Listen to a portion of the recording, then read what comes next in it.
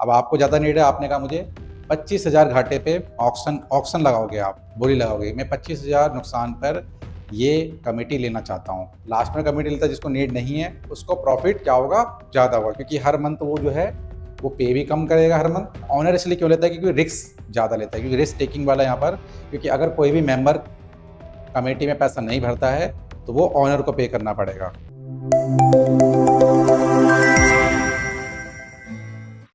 Chit funds and price chit, role in financial inclusion. तो इनका role क्या रहता है फाइनेंशियल इंक्लूजन के अंदर, राइट।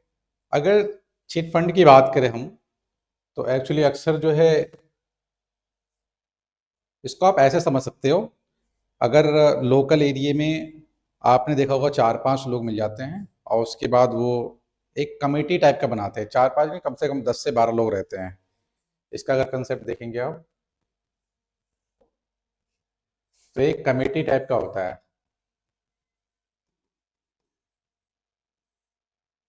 मैं चिट फंड का कंसेप्ट बता रहा हूँ मैं आपको। तो लोकल एरिया में क्या करते हैं कि एक कमेटी टाइप का ओपन करते हैं जिसमें कि 12 से 15 मेंबर होते हैं। चलिए मान लीजिए कि 15 मेंबर होंगे इसके अंदर, ठीक है। और 15 मेंबर जो होंगे वो ईच मेंबर क्या करेंगे, 15 महीने तक वो कमेटी एक तरह से स्टार्ट करते हैं। 15 महीने तक होगा कमेटी स्टार्ट होंगे, और हो सकता है कि वो 1 लाख 2 लाख जितना भी स्टार्ट कर सकते हैं। मान के चलिए कि उन्होंने 1.5 लाख का स्टार्ट किया,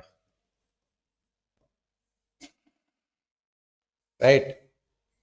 तो 1.5 लाख की कमेटी है, 15 महीने तक वो चलेगी। तो हर महीने जो है पर पर्सन जो है यहाँ पर 10,000 जो है वो बनता है, ठीक है। 10 के पर मेंबर।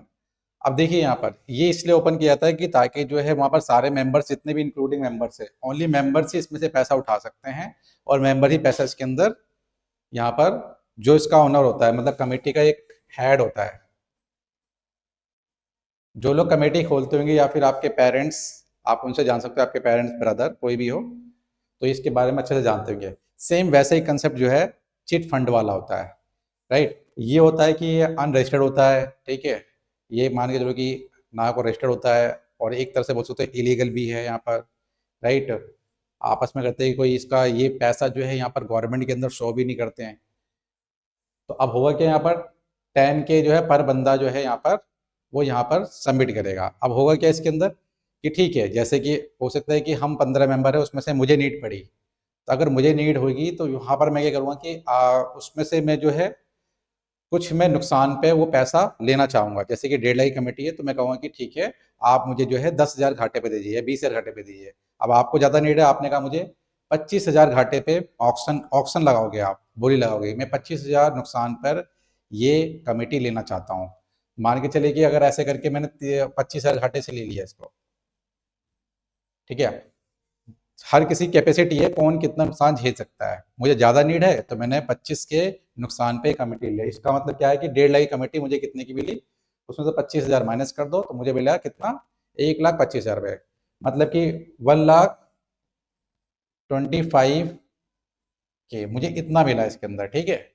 लेकिन अब जो है, अब ये जो पैसा जो है यहाँ पर देखोगे, यहाँ पर 25K जो मुझे नुकसान हुआ है, जो मुझे नुकसान हुआ है, ये 25K है कि इसका मतलब जो भी और भी मेंबर हैं इसमें ऑलरेडी जुड़े हुए हैं तो उनको प्रॉफिट कैसे होगा, राइट। उनको प्रॉफिट कैसे होगा, ये 25K जो है वो ऑल जितने भी 15 मेंबर में वो डिस्ट्रीब्यूट हो जाता है। मतलब कि 25,000 को 15 से डिवाइड कर दो आप, जितना आएगा समझ लो वहाँ पर वो सभी मेंबर में वो डिस्ट्रीब्यूट हो जाएगा, राइट। जो भी यहाँ पर मान के चलो कि 1600-1700 रुपये आएंगे, वो सब मेंबर में क्या होगा, वो रिड्यूस हो जाएगा, क्योंकि हर मेंबर को 10K पे करना होता है। तो 10K में से जितना भी आएगा यहाँ पर आप कर लोगे इसको, तो 5 से 15 पचम 25, यहाँ पर 3 एकम 3, और लगभग लगभग ये मतलब कि 1500-1600 रुपये समझ लो, ऑन एज ले लेते हम कि इतना रुपए जो है हर मेंबर में रिड्यूस हो जाएगा। मतलब कि उनको पे कितना करना होता है, 10K, बट यहाँ पर 1500 जो है वो लेस पे करेंगे। मतलब कि अब जो है हर मेंबर पहले मंथ में 8,500 रुपये पे करेंगे, 800 और वो 8,500, ठीक है। मतलब 8500 रुपये वो पे करेंगे, राइट। ऐसी सेकेंड टाइम होगा, फिर किसी को नीड पड़ेगी, फिर वो यहाँ पर ऑक्शन लगाएंगे कि मुझे इतनी नीड है, तो वो जो प्रॉफिट होगा, जो नुकसान होता है, वो सब में डिस्ट्रीब्यूट होता है, राइट। तो इससे क्या होता है कि जो लास्ट में कमिटी लेता है जिसको नीड नहीं है, लास्ट में कमिटी लेता है जिसको नीड नहीं है, उसको प्रॉफिट क्या होगा, ज़्यादा होगा, क्योंकि हर मंथ वो जो है वो पे भी कम करेगा हर मंथ, राइट। और लास्ट में अगर उठाते हैं तो इसकी कुछ एक मिनिमम अमाउंट होता है कि उस मिनिमम अमाउंट के अंदर ही आप ऑप्शन लगाओगे। जैसे कि समथिंग मान के देखिए, यहाँ पर बहुत मिनिमम रहता है, 3K रहता है लगभग। ये प्रैक्टिकल लाइफ से जुड़ा हुआ है मेरे, तो मैं अच्छे से जानता हूँ ये, और इसके अंदर मैं इन्वॉल्व भी हूँ ऐसी चीज़ों में। तो मुझे पता है कि इसके बारे में कैसे रन करता है, वैसे ही चिट फंड वाला है, राइट। तो अब ये कि 3K लास्ट में अगर उठाएंगे हम, तो मैं 3K ही नुकसान होगा। 3K नुकसान होगा तो मतलब कि हमें पैसा कितना मिलेगा मुझे उसके अंदर, उसे मुझे मिलेगा 1.5 लाख में से आप 3K माइनस कर दो, तो 1,47K मुझे इतना मिलेगा, ठीक है। लास्ट में अगर मैं कमेटी लेता हूँ तो मुझे इतना पेमेंट मिलेगी मुझे, 1,47,000 रुपये। क्यों? क्योंकि कुछ कुछ ना कुछ यहाँ पर जो है मिनिमम अमाउंट में ऑप्शन लेना ही पड़ता है, ठीक है।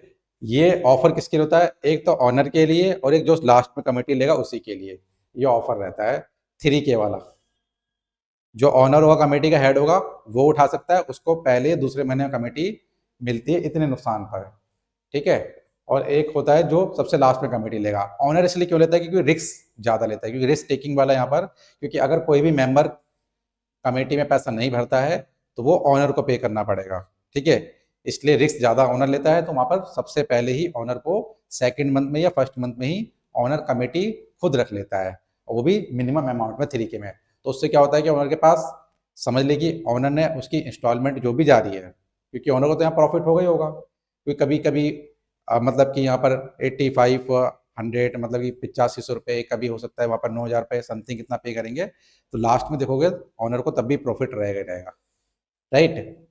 इस तरह से जो चीज़ें, सेम कंसेप्ट आप चिट फंड में अप्लाई कर सकते हो। बस चिट फंड में क्या होता है, यहाँ रजिस्टर्ड होता है ऑल थिंग्स, यहाँ पर ये सब कुछ क्या है, ये अनरजिस्टर्ड है ये, ठीक है।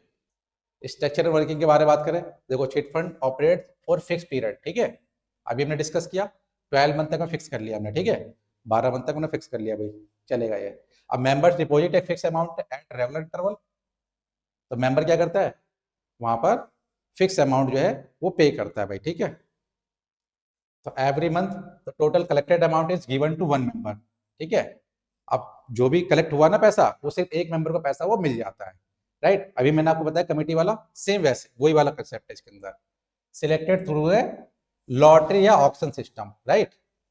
तो वही मैंने आपको बताया, कमेटी में आप जो है या ऑक्शन लगाओ या लॉटरी के सिस्टम, जो है लॉटरी वाला सिस्टम भी होता है इसके अंदर, दोनों सिस्टम होता है। या तो 10 मेंबर के 10 मेंबर है, और 10 के 10 मेंबर ने हर मेंबर को 10,000 पे करना है, ठीक है।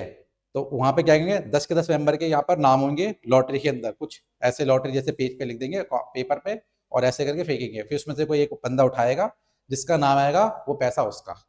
तो लॉटरी सिस्टम भी होता है और ऑक्शन सिस्टम भी होता है, राइट।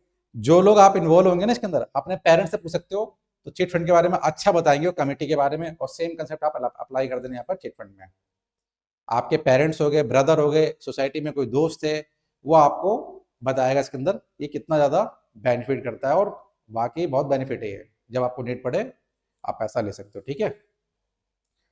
तो these continue until each member receive the lump sum amount once, ठीक है। जब तक चलता रहता है, वही एक फिक्स कर रखा हमने 12 मंथ तक। तो हर मेंबर को एक नंबर नंबर बारी आता ही है कि भाई एक रोहन को मिलेगा, फिर अगले महीने सोहन, फिर रिंकी, पिंकी, सिंकी, जितने भी होंगे ना, पूरे 10 के 10 मेंबर को वो मिलेगा।